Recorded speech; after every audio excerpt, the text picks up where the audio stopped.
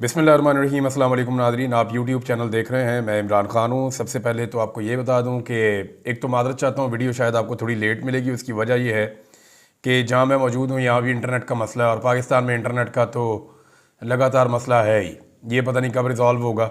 हुकूमत इसके ऊपर दावे करती रहती है, कभी कहते हैं जी हमारा इंटरनेट बहुत तेज़ चला है। 2024 में जब इंटरनेट को सबसे ज़्यादा बर्बाद किया है इन्होंने, तो क्लेम ये कर रहे हैं जी इंटरनेट हमारा कोई 28% ज़्यादा तेज़ चला है। अगर ये तेज़ चला है तो भाई ये हाथ बंदे हैं आपके आगे, आप इसको बंद ही कर दें, फिर हम कोई और बंदोबस्त कर लेंगे। ये तो बेड़ा गर्क कर दिया पकड़ के इन्होंने। कम से कम पाकिस्तान में सेटेलाइट इंटरनेट ही खोल दें भाई। वो एक कंपनी है इलन मस्क की, दुनिया के कई मुल्कों में चलती है। पाकिस्तान के अंदर ये उनको एक एनओसी देंगे तो फौरी तौर पे पाकिस्तान में भी काम शुरू कर देगी। बेशुमार लोग पाकिस्तान के अंदर उसके एंटीनाज लेकर आए हुए हैं, बाहर से जो लोग आते हैं वो अपने साथ ले आते हैं। वो पूरी दुनिया में चलता है, यहाँ पे नहीं चलता स्टारलिंक का। और उसके सैकड़ों रॉकेट्स जो हैं या वो जो उसके सैटेलाइट्स हैं वो हर वक्त आपके मदार के अंदर से ऊपर से पाकिस्तान से भी गुजरते रहते हैं। आप जाके चेक करें तो वो गुजरते रहते हैं।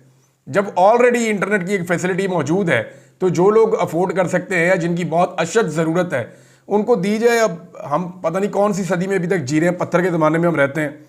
बहरहाल इस वक्त जो डेवलपमेंट है वो ये है कि आधी रात को एक मरतबा फिर इमरान खान साहब के खिलाफ अदालत खोल कर फैसला महफूज किया गया है।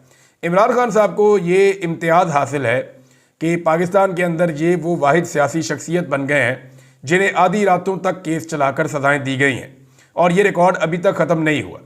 यानी इससे पहले भी इमरान खान साहब को जब जल्दी जल्दी ट्रायल करना था, सज़ाएं देनी थी, तो रात गए तक केसेस लगाए गए और रात गए इमरान खान साहब को उजलत के अंदर सज़ाएं दी गई। फिर वो सारी सज़ाएं उड़ गई।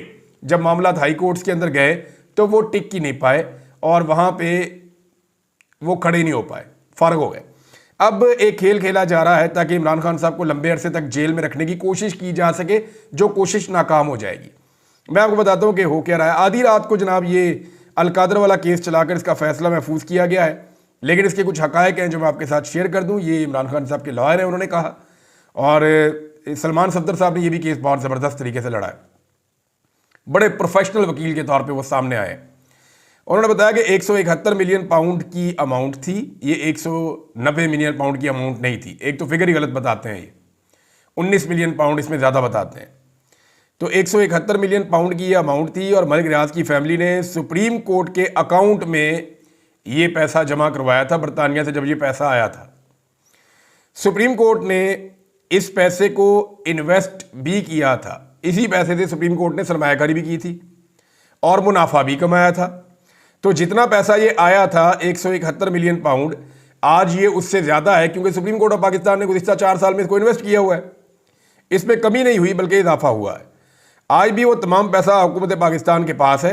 ये पैसा बरतानिया ने मलिक रियाज से फ्रीज़ किया, फिर डी फ्रीज़ किया, और वो पैसा किसी भी स्टेज पर बरतानिया ने गैर कानूनी डिक्लेयर नहीं किया या बरतानिया ने ऐसे कोई सबूत पाकिस्तान को नहीं दिए जिनसे पता चलता कि ये पैसा गैर कानूनी है।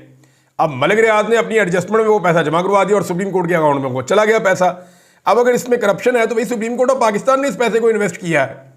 इमरान खान ने तो इसमें से 1 रुपया नहीं लिया। करप्शन तो वो होती है जो आपके ज़ाती मफाद में, ज़ाती फ़ायदे में आए। जैसा कि इमरान खान साहब ने अगर कोई प्रॉपर्टी बनाई है तो आप सवाल कर सकते हैं कि जनाब ये प्रॉपर्टी आपने बनाई है, कैसे बना ली, ये पैसा कहाँ से आया।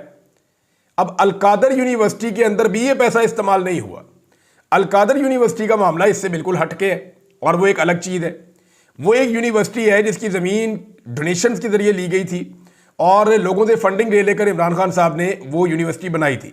वो एक ज़बरदस्त यूनिवर्सिटी है और वहाँ पे अभी भी तालीमी काम जारी है। वो फंड्स की किल्लत का शिकार है और उसकी वजह से पाकिस्तान तहरीक इंसाफ के लोग और जो इमरान खान साहब के करीबी साथी हैं, जो यूनिवर्सिटी की इंतज़ामिया है, वो बेचारे परेशान भी थे कुछ अर्सा पहले, और वो ये कह रहे थे कि इसकी फंडिंग कैसे होगी, हुकूमत तो इसके बारे में सोच ही नहीं रही। बहरहाल ये केस भी आधी रात को केस का फैसला महफूज किया गया है और ये सुनाया जाएगा 23 तारीख को। 23 तारीख को इसलिए सुनाया जाएगा कि फौरी तौर पे मौसम सरमा की छुट्टियां अदालतों को, क्योंकि इस्लामाबाद हाई कोर्ट में इसकी अपील होनी है, तो वहाँ आमिर फारूक साहब हैं, फिर छुट्टियां लंबी 8 जनवरी तक। तो 8 जनवरी तक तो इमरान खान साहब अपील नहीं कर पाएंगे। दूसरा, इस्लामाबाद हाई कोर्ट में नए जजेस लाने की भी तैयारी हो रही है और इस्लामाबाद हाई कोर्ट में जब केस लगेगा तो कोशिश की जाएगी कि उन जजेस के पास ना लगाया जाए जो इंसाफ करने में भरोसा करते हैं या इंसाफ करने की तरफ जाते हैं। इस्लामाबाद हाई कोर्ट के जजेस से ये हुकूमत और निज़ाम बहुत तंग रहा है। वजह यह है कि वो जजेस दबाव में नहीं आए, उन्होंने ख़त भी लिखा था और उन्होंने हर किस्म के दबाव को मुस्तरद किया है। इसीलिए उन जजेस से इस्लामाबाद के 3 हलकों का जब वो मामला खुला तो वो ट्रिब्यूनल उन जजों से लेकर वो शिफ्ट कर दिया गया, एक रिटायर्ड जज को दे दिया गया। अब अपनी मर्जी के जज लाए जा रहे हैं ताकि इमरान खान साहब के केस को वहाँ शिफ्ट किया जाए। लेकिन ये सारा कुछ क्या इतना ही आसान होगा? अभी बहुत कुछ और होना बाकी है, लेकिन एक रिकॉर्ड तो बन गया है। और पाकिस्तान तहरीक इंसाफ के पास कहने के लिए एक बात और आ गई है कि रातों को अदालतें खोलकर अगर किसी शख्स के साथ जुल्म और जबर किया गया तो वो इमरान खान है। ऐसा तो किसी और के साथ इस मुल्क की तारीख में नहीं हुआ। अब फिर रात को फैसला महफूज किया गया है। इससे पहले भी आधी आधी रात तक जो है वो केसेस चलाए गए हैं। वो केसेस भी कचरे के डब्बे में गए और तारीख के कूड़ादान में गए। ये केसेस के फैसले कहाँ जाएंगे ये आप देख लीजिएगा। अच्छा जी, इसमें चीफ जस्टिस ऑफ पाकिस्तान का एक स्टेटमेंट मैं यहाँ सुनाना बहुत ज़रूरी समझता हूँ। उन्होंने कहा जी, इंसाफ की फराहमी जजेस की आईनी जिम्मेदारी है। ये आईनी जिम्मेदारी हम जज साहब देख रहे हैं कि जब निज़ाम जजेस को ये कह दे कि आपने इस शख्स के खिलाफ फौरी तौर पे फैसला सुनाना है तो आधी आधी रात को भी फैसले होते हैं, आधी आधी रात को अदालतें भी खुल जाती हैं और आधी आधी रात को एक एक हफ्ते के अंदर 3-3, 4-4 बड़े अहम फैसले सुना के एक शख्स को और उसकी पार्टी को दीवार के साथ लगा दिया जाता है, उससे बल्ले का निशान भी ले लिया जाता है। लेकिन आप ही चीफ जस्टिस थे जब अभी चंद दिन कबल इस्लामाबाद में आपके सुप्रीम कोर्ट से वॉकिंग डिस्टेंस के ऊपर सरेआम गोलियां मारकर निहत्ते मुजाहिरीन को, दर्जनों मुजाहिरीन के ऊपर सरेआम गोलियां चलाई गई हैं, जिनमें 12 लाशें उन्होंने दफन की हैं और वो अभी भी क्लेम कर रहे हैं उनके बहुत सारे अफराद लापता हैं। आप ही के दौर में लोग लापता हो रहे हैं। 20,000 बंदे गिरफ्तार हुए एक पोलिटिकल पार्टी के, चादर और चारदीवारी का तकद्दुस पामाल हुआ, खवातीन और बच्चों का अगवा हुआ, केपी हाउस और पार्लियामेंट हाउस आपके साथ वाली इमारत है उसके ऊपर भी हमला हुआ, लेकिन जजेस ने इंसाफ नहीं दिया। तो इसका मतलब है कि जजेस अपनी आईनी जिम्मेदारी पूरी नहीं कर रहे। सवाल तो फिर यही उठता है ना, अगर तो ये आईनी जिम्मेदारी है तो ये पूरी होनी चाहिए थी। अब चीफ जस्टिस ऑफ पाकिस्तान ने बाकायदा एक कमेटी बनाई है और उसमें जेलों में जाकर मुलाकातें करना और सारी चीज़ें चेक करने का एक पूरा प्रोसीजर है। अब खदीजा शाह साहिबा जो है वो इसकी मेंबर हैं और उन्हें इख्तियारात दिए गए हैं चीफ जस्टिस ऑफ पाकिस्तान की जानिब से। अब सबसे ज़्यादा पाकिस्तान में जिस कैदी के लिए आवाज़ उठती है, जिसके साथ जुल्म हो रहा है, वो इमरान खान है। अब वो अपनी रिपोर्ट मुरतब कर रही है। उन्होंने इमरान खान से मिलने की कोशिश की और उनको नहीं मिलने दिया गया। चीफ जस्टिस ऑफ पाकिस्तान का हुक्म और चीफ जस्टिस ऑफ पाकिस्तान के हुक्म की औकात ये है कि जेल का एक सुप्रीडेंट जो है वो उसको जूते की नोक पे रखता है और वो नहीं मिलने देता। अब उन्होंने दोबारा लेटर लिखा है, उन्होंने कहा जी मुझे मिलाएं। उन्होंने कहा जी मुझे मिलाएं। अब चीफ जस्टिस को दोबारा लेटर लिखा है, लेकिन मुझे नहीं लगता एक सिपाही को भी अगर निज़ाम एक सिपाही के कंधे पे भी हाथ रख दे ना, एक सिपाही के सर के ऊपर भी निज़ाम हाथ रख दे तो वो सिपाही चीफ जस्टिस ऑफ पाकिस्तान के हुक्म को कुछ नहीं समझता। ये एक हकीकत है, आपको मानना पड़ेगा। पाकिस्तान की एस्टेब्लिशमेंट जिसके पीछे खड़ी हो जाती है, फिर उससे आप फिरौन की तरह काम करवा लें, जैसे मर्जी करवा लें, उसको परवाह नहीं होती। लेकिन बैरूनी दबाव लगातार बढ़ता चला जा रहा है।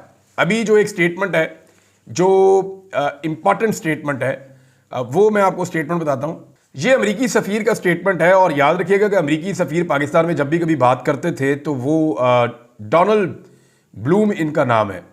ये जब ये लोग बात करते थे दहशतगर्दी की जंग की बात करते थे, पाकिस्तान की यूएस एड की बात करते थे, फंडिंग की बात करते थे, मईशत की बात करते थे। लेकिन इट इज़ फर्स्ट टाइम ये अब उनका जो स्टेटमेंट सामने आया वो ये है कि अमेरिका तमाम शहरियों के हुकूक के तहफ़्फ़ुज़ के लिए पाकिस्तान के साथ खड़ा है। ज़रा गौर कीजिएगा इसको। अब वो शहरियों के हकूक़ के तहफ़्फ़ुज़ की बात कर रहे हैं। जमहूरी हुकूक, आज़ादी इज़हार राय, बुनियादी इंसानी हुकूक और जो जमहूरी आज़ादियाँ हैं, अब इन चीज़ों के बारे में अमेरिकन बात कर रहे हैं। इसका मतलब है कि जो बाइडन का एक पूरा ऑरा था या जो बाइडन की पूरी एक पॉलिसी थी वो अब बैठना शुरू हो गई है, क्योंकि यहाँ पे एक स्टेटमेंट जो है वो अमेरिका की जानिब से और भी आया है। और ये स्टेटमेंट भी जब मैं आपको बताऊंगा तो आपको आइडिया हो जाएगा कि जो बाइडन के जाने से पहले जो बाइडन की पॉलिसी जो है वो रुखसत हो रही है। अमेरिकी महकमा खारजा के तर्जुमान मैथ्यू मिलर ने कहा ब्रीफिंग देते हुए कि पाकिस्तान में इंतखाबी बेज़ाब्तियों का जवाब देने की ज़रूरत है। यानी जो कुछ भी पाकिस्तान के इंतखाबात में हुआ, अब अमेरिका कहता है कि उसका जवाब देने की ज़रूरत है। और गैर मुल्की सहाफ़ियों से गुफ्तगू कर रहे थे, उन्होंने कहा कि पाकिस्तान में इंतखाबी बेज़ाब्तियों की बात आती है तो हमने उस पर बात की है। अमेरिका ने वादे किया है कि किसी भी इंतखाबी बेज़ाब्ती की मुकम्मल तहकीकात की ज़रूरत है। पाकिस्तान में इंतखाबी बेज़ाब्तियों का जवाब देने की ज़रूरत है। बेज़ाब्तियों के जवाबात कानून की हुक्मरानी के साथ मुताबिकत रखने चाहिए। ये है जनाब अमेरिका का बदलता हुआ मौक़िफ़। अब इसमें इमरान खान साहब के लिए सबसे बड़ी सपोर्ट क्या है, ये हमें याद रखना पड़ेगा। इमरान खान साहब के लिए इन मामलात में अब तक जो सबसे बड़ी सपोर्ट है, या इस पूरे सिस्टम और इमरान खान साहब के सामने जो एक दीवार खड़ी है, यानी इमरान खान और सिस्टम के बीच में, वरना सिस्टम इमरान खान साहब को कब का खा जाता। एक दीवार जो इमरान खान और सिस्टम के बीच में खड़ी है वो है ओवरसीज पाकिस्तानी और सोशल मीडिया। अगर सोशल मीडिया ना होता तो कभी भी इमरान खान साहब का मौक़िफ़ कब का फौत हो गया होता, इमरान खान साहब का बयानिया मर गया होता, दम तोड़ गया होता, अगर सोशल मीडिया ना होता। क्योंकि जिस वक्त इमरान खान साहब के बड़े बड़े तुर्रम खान साथी उनको छोड़कर चले गए ना, तो ये सोशल मीडिया वालों ने नहीं छोड़ा। इनमें बेशतर लोगों ने मुल्क छोड़ दिया लेकिन इमरान खान को नहीं छोड़ा। इनमें बेशतर लोग जेलों में गए लेकिन इमरान खान को नहीं छोड़ा। इनमें से बहुत सारे लोग अभी भी अपने घरों से लापता हैं लेकिन इन्होंने इमरान खान को नहीं छोड़ा। बहुत सारे ऐसे हैं जो खुद रूपोश हो गए हैं लेकिन इन्होंने इमरान खान को नहीं छोड़ा। सोशल मीडिया ने जितनी कुर्बानियां इमरान खान के लिए दी हैं, इमरान खान साहब की अपनी पार्टी ने जो लोग बेनिफिशरी थे उन्होंने उसका 10% भी कुर्बान नहीं किया। सोशल मीडिया के ऊपर जो लोग कीचड़ उछालते हैं पाकिस्तान तहरीक-ए-इंसाफ के अंदर, ये वो लोग हैं जो सोशल मीडिया की तनकीद का किसी ना किसी दौर में निशाना बने, या ये कंप्रोमाइज हुए, या इन्होंने गलत फैसले किए, या किसी मौका पर इन्होंने कमजोरी दिखाई, तो फिर सोशल मीडिया ने इनकी दुर्गत बनाई। अब ये उस चीज का बदला लेते हैं। देखें, अगर चंद एक लोग देखें, सोशल मीडिया बहुत बड़ा है इमरान खान का, मिलियंस ऑफ फॉलोअर्स हैं इमरान खान के, अनकंट्रोलेबल है, इमरान खान भी कंट्रोल नहीं कर सकते। कल को इमरान खान साहब कोई गलत फैसला करेंगे, सोशल मीडिया इमरान खान के खिलाफ खड़ा हो जाएगा। पूरा सोशल मीडिया उस्मान बुज़दार के मामले पे इमरान खान के खिलाफ खड़ा हुआ था, कोई भी एक दिन इमरान खान के साथ खड़ा नहीं हुआ। वो इंतहाई इमरान खान साहब का गैर मकबूल फैसला था। तो ये सोशल मीडिया है, ये ऐसा नहीं हो सकता कि ये गलत को भी सही कहना शुरू कर दे। अब मामला ये है कि पाकिस्तान तहरीक-ए-इंसाफ के वो लोग जो कंप्रोमाइज हैं वो सोशल मीडिया को जानबूझकर अटैक करते हैं और बहाना बनाते हैं वो 4-5 अकाउंट्स हैं उनका। अब वो जो 4-5 लोग हैं भैया, आप उनको निशानदेही करके उनका नाम लें। जब आप कहते हैं ना कि सोशल मीडिया, तो फिर आप मिलियंस ऑफ फॉलोअर्स के ऊपर आप अटैक करते हैं। अगर आपको किसी 1, 2 या 3 बंदों से प्रॉब्लम है कि जनाब ये 2-3 बंदे जो है ना वो पाकिस्तान तहरीक-ए-इंसाफ के सोशल मीडिया के अंदर गंद फैलाने के लिए जिम्मेदार हैं, और भैया आप उन 2-3 बंदों की जिम्मेदारी ले लें, उनका नाम ले लें, बताएं जनाब कि ये 2-3 लोग हैं। एक तो जुर्रत आपके अंदर नहीं है कि आप खुल के बात कर सकें, दूसरा पूरे सोशल मीडिया के ऊपर आप इल्जाम लगाते हैं, तो एक्चुअली आप निजाम को सपोर्ट कर रहे हैं इमरान खान के मुकाबले में कि वो सोशल मीडिया जिसे पूरा निजाम मिलकर इमरान खान के रास्ते की दीवार है ना, वो खड़ा है इमरान खान के सामने। जो सोशल मीडिया पूरा निजाम मिलकर नहीं वो दीवार हटा सका, आप उसको अंदर से बैठकर नकब लगा रहे हैं और कुछ नहीं कर रहे। इस पे अजहर मशवानी ने एक बड़ा जबरदस्त ट्वीट किया है और उन्होंने बहुत सारी मिसालें इसके अंदर दी। उन्होंने कहा जी देखें, क्या 20,000 बंदा जो उठाया गया वो सोशल मीडिया ने उठाया? क्या चादर और चार दीवारी का तकद्दुस सोशल मीडिया ने पामाल किया है? इमरान खान साहब की हुकूमत जब गिरी थी, रिजीम चेंज ऑपरेशन हुआ था, तो उसका जिम्मेदार भी सोशल मीडिया था। मेरे भी चंद सवाल आते हैं, क्या regime change operation social media ने करवाया था? यानी 25 मई 2022 तक तो इमरान खान साहब का मीडिया बड़ा कंट्रोल था, सोशल मीडिया। वो इतना जैसे जैसे जुल्म बढ़ता गया, सोशल मीडिया का रिएक्शन भी बढ़ता गया। जैसे जैसे जबर और फस्तायत बुलंद होती गई, सोशल मीडिया भी, मैंने कल आपको मिसाल दी थी कि सोशल मीडिया जितना आप रोकते हैं, दबाव डालते हैं, जुल्म करते हैं, ये उतना ऊपर जाता है। आप जितना लॉजिक के साथ चलेंगे, आप जितना ज्यादा आएंगे, आर्गुमेंट देंगे, जितना अच्छा आपका लॉजिक होगा, ये उतना आप इसको कंट्रोल कर सकते हैं। लेकिन ये जो लोग सोशल मीडिया के ऊपर अटैक कर रहे हैं, एक्चुअली ये इमरान खान साहब की जड़ें काट रहे हैं और ओवरसीज पाकिस्तानी एक दीवार साबित हुए हैं। अभी बरतानिया से भी मुख्तलिफ जो पार्लियामेंटेरियंस हैं वो उनके वज़ीर ख़ारजा को खतूत लिख रहे हैं और वो ये कह रहे हैं कि जो इंसानी हकूक़ की खिलाफ वर्जियाँ पाकिस्तान में हो रही हैं, स्पेशली जो 26 तारीख को कत्लेआम हुआ, उस हवाले से वो बार बार सवालात उठा रहे हैं। अभी जुल्फ़ी बुखारी साहब ने जो है वो शुक्रिया अदा किया है, एंड्रयू एक MP हैं, उनका शुक्रिया अदा किया कि उन्होंने भी एक लेटर लिखा है। और रोज़ाना किसी एक आधे का, एक दो का शुक्रिया अदा कर रहे होते हैं। तो अमेरिका में और बरतानिया में, जहाँ से पाकिस्तान को बहुत ज़्यादा दबाव आ जाता है, वहाँ पे आवाज़ें बहुत तेज़ी से उठ रही हैं और यही इस वक्त पाकिस्तान में हुकूमत और एस्टेब्लिशमेंट के लिए सबसे बड़ी प्रॉब्लम है। अब इसको डे टू डे वो इसको डील कर रहे हैं इस मामले को, क्योंकि 1 महीना रह गया है जो बाइडन की हुकूमत जाने में। जो बाइडन की हुकूमत गई तो इस एस्टेब्लिशमेंट और हुकूमत के ऊपर से हाथ उठ जाएगा। जब इनके ऊपर से हाथ उठ जाएगा तो फिर इनको हर सवाल का जवाब देना पड़ेगा आलमी सतह पर। और फिर इनको हो सकता है थोड़ा सा टाइट भी किया जाए इंसानी हकूक़ की खिलाफ वर्जियों के हवाले से। मेरी ये ख्वाहिश है ذاتی तौर पे कि जो लोग जिम्मेदार हैं उनके खिलाफ कार्रवाई होनी चाहिए। Pakistan is not responsible for this, यानी हम पाकिस्तानियों का कोई कसूर नहीं है। 25 करोड़ पाकिस्तानियों का, पाकिस्तान के इदारों का, पाकिस्तान के लोगों का किसी जुल्म, ज्यादती और जबर में कोई कसूर नहीं है। पाकिस्तान को किसी चीज़ की कभी भी सज़ा नहीं मिलनी चाहिए। पाकिस्तानी पुरअमन लोग हैं, जमहूरियत पसंद लोग हैं, उन्होंने वोट के जरिए से अपनी राय दी थी, वो पुरअमन एहतजाज करने के लिए आते हैं, शानदार लोग हैं। हाँ, ये चंद लोगों के गलत फैसले हैं जिनका नतीजा पाकिस्तान भुगत रहा है।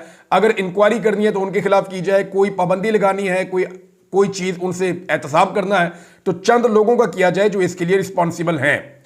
इस सूरत को देखते हुए पाकिस्तान पीपल्स पार्टी ने हल्की हल्की आंच के ऊपर हुकूमत के खिलाफ तनकीद शुरू कर दी है और नून लीग के खिलाफ अब बयानात दे रहे हैं। खासतौर पे इंटरनेट के हवाले से उन्होंने बयानात देना शुरू किए, सोशल मीडिया पर पाबंदियों के हवाले से बयानात देना शुरू किए, क्योंकि Peoples Party partner in crime है। जितने क्राइम हुए उनके अंदर पार्टनर है पीपल्स पार्टी। सिंध के अंदर जो जुल्म हुआ है वो पंजाब से किसी सूरत कम नहीं है। बिलावल वो वाहिद आदमी है जिसने अपने मुंह से ब्रूट मेजॉरिटी का और लाठी वाली जमहूरियत का लफ्ज इस्तेमाल किया है। बिलावल जरदारी का और जमहूरियत का दूर दूर तक कोई ताल्लुक नहीं है। बेनज़ीर भुट्टो एक जमहूरी खातून थी, लेकिन बिलावल की ऐसा लगता है कि जमहूरी और सियासी तरबियत बिल्कुल नहीं है। प्लेट में रख के उन्हें इक़्तिदार मिला है, प्लेट में रख के उन्हें पार्टी की चेयरमैनशिप मिली है, उन्होंने कभी कोई जिद्दोजहद की नहीं है। लिहाजा बिलावल को ये लगता है कि वो लाठी भी चला लेंगे और ब्रूट मेजॉरिटी भी ले लेंगे और जुल्म और जबर भी करेंगे और फिर जमहूरी भी बन जाएंगे वक्त आने पर। लेकिन पाकिस्तान के अवाम उन्हें पहचान गए हैं। अगर सिंध में एक दफ़ा फ्री एंड फेयर इलेक्शन हो जाए तो मैं चैलेंज करता हूं कि बिलावल अपनी सीट कभी नहीं जीत पाएगा, कभी भी नहीं जीत पाएगा। ये सवाल ही पैदा नहीं होता। अब एक और चीज़ है नाजरीन, पाकिस्तान तहरीक इंसाफ का एक एलामिया है यहाँ पे, और वो एलामिया देखिए कैसे लिखा गया है, मैं आपको पढ़ के सुनाऊंगा। उसमें एक चीज़ बड़ी इंपॉर्टेंट है। ये पार्लिमानी पार्टी का इजलास खत्म हुआ है और इसके अंदर कुछ खबरें आई हैं। एक तो ये भी है शायद कि डायरेक्टली कोई हुकूमत के साथ मुज़ाकरात ना किए जाए, बाकायदा बंदे डाल के, और पार्टियां भी हैं तो इस तरीके से एक मैकेनिज्म बनाकर किया जाए, जल्दबाजी में कोई चीज़ ना की जाए। हुकूमत भी गैर संजीदा है मुज़ाकरात के हवाले से। लेकिन राणा सनाउल्लाह ने मुज़ाकरात में एक बड़ी मज़ेदार बात की है, पहले वो बताता हूँ आपको मैं। राणा सनाउल्लाह ने जो स्टेटमेंट दिया वो सिंपल तो ये है कि जो भी हम मुज़ाकरात करेंगे, राणा सनाउल्लाह ने कहा हुकूमत मुज़ाकरात पर एस्टेब्लिशमेंट को ऑन बोर्ड रखेगी। राणा साहब, आपकी क्या जरूरत है कि आप मुज़ाकरात करें या आप एस्टेब्लिशमेंट को ऑन बोर्ड ना रखें? ये तो मुज़ाकरात तो इमरान खान साहब ने एक्चुअली करने उनसे हैं जो ताकतवर लोग हैं, जिन्होंने इक़्तिदार इमरान खान से छीना हुआ है। यानी जिसने कोई चीज़ छीनी हुई है उसी से वापस लेनी है ना तो आप फॉर्म 47 जारी करवा सकते हैं, ना आप इक़्तिदार में खुद से आ सकते हैं, ना आप इलेक्शन में आप कोई सीट जीत सकते हैं। तो आपकी पार्टी तो बढ़ गई है, ज़बरदस्ती आपको इक़्तिदार में आपके अपने लोग कहते हैं लाकर बैठाया हुआ है, और आप लोग ना इक़्तिदार में है, ना अपोजिशन में है, कहीं भी नहीं है, और आवाम में तो बिल्कुल ही नहीं है। तो एस्टेब्लिशमेंट की ही मरहूने मिन्नत हैं आप, और एक्चुअली जो भी आप बात करेंगे उसको ये समझा जाएगा कि वो एस्टेब्लिशमेंट का नुक्ता नज़र है। और PMLN की कोई जरूरत नहीं है कि वो एस्टेब्लिशमेंट को ना बताए या ऑन बोर्ड ना ले। अब अगर किसी को कोई शक बाकी रह गया था तो राणा सनाउल्लाह के, ख्वाजा आसिफ के और जो बाकी लोग हैं उन सबके स्टेटमेंट से ये पता चल जाता है कि इस वक्त पाकिस्तान में हुकूमत एस्टेब्लिशमेंट की है। नून लीग को सिर्फ सामने बिठाया हुआ है, डरा के, धमका के, खौफजदा करके कि अगर तुम लोग बाज नहीं आए तो इमरान खान आ जाएगा और तुम लोगों ने जितनी करप्शन और बेईमानी और लूटमार की हुई है, एक तो उसका हिसाब देना पड़ेगा, और दूसरा पाकिस्तान की सियासत में तुम्हारा अमल दखल हमेशा के लिए खत्म हो जाएगा, इस खानदान का सूरज गुरूब हो जाएगा। लिहाजा वो बेचारे एस्टेब्लिशमेंट के जूते पॉलिश करने पे मजबूर हैं, और अभी भी मुज़ाकरात पर एस्टेब्लिशमेंट को ऑन बोर्ड नहीं, फैसले ही एस्टेब्लिशमेंट ने करने हैं। ये तो ना 3 में है तो ना 13 में है, इनकी तो हैसियत कोई बची नहीं है। फैसल चौधरी साहब ने कहा कि अगर एतवार तक मुतालबात हमारे ना माने गए मुज़ाकरात के हवाले से तो फिर सिविल नाफरमानी की तहरीक शुरू हो जाएगी। एक और स्टेटमेंट है, ये बड़ा इंपॉर्टेंट है, आपको बताता हूँ। लेकिन PTI की जो पार्लिमानी पार्टी की मीटिंग हुई ना, उसमें एक छोटा सा जो है वो नुक्ता है एतराज़ का, और वो मैं सामने रखना चाहता हूँ कि PTI ने इमरान खान नहीं बोला, साबिक वज़ीर आज़म नहीं बोला, बानी चेयरमैन का लफ्ज़ इस्तेमाल किया है। ये पाबंदी जो है ये एक गैर एलानिया पाबंदी इमरान खान साहब के ऊपर लगाई गई थी पाकिस्तान के मीडिया में, जिसे पैमरा ने कहा जी हमने ऐसी कोई पाबंदी नहीं लगाई, लेकिन ये एक गैर एलानिया पाबंदी पाकिस्तान की एस्टेब्लिशमेंट की जानिब से पाकिस्तान के मीडिया पर लगी हुई है। अब यही लफ्ज़ अगर पाकिस्तान तहरीक इंसाफ का अपना एलामिया में लिखे जाएंगे कि बानी तहरीक इंसाफ ने मुस्बत सोच के साथ मुज़ाकराती कमेटी तश्कील दी पार्लिमानी पार्टी। अब बानी तहरीक इंसाफ चाहते हैं कि यहाँ पे इमरान खान का लफ्ज़ या साबिक वज़ीर आज़म का लफ्ज़ वो लिख सकते थे, तो वो इस्तेमाल नहीं किया गया। तो ये पाकिस्तान तहरीक इंसाफ का शायद गलती हुई उनसे। उन्हें इस बात का अंदाज़ा करना चाहिए कि इतनी दफ़ा बानी पीटीआई मीडिया ने इतनी दफ़ा किया, और वो सिर्फ इमरान खान को डीग्रेड करने के लिए किया, लेकिन पाकिस्तान तहरीक इंसाफ ने अपने एलामिया में भी वही चीज़ लिख दी। नाज़रीन, और ख़बरें हैं मेरे पास, और काफ़ी सारी ख़बरें हैं, लेकिन नेक्स्ट वीलॉग में आप तक मैं पहुँचाता हूँ। अब तक के लिए इतने, अपना ख्याल रखिएगा, अपने इस चैनल का भी। अल्लाह हाफ़िज़।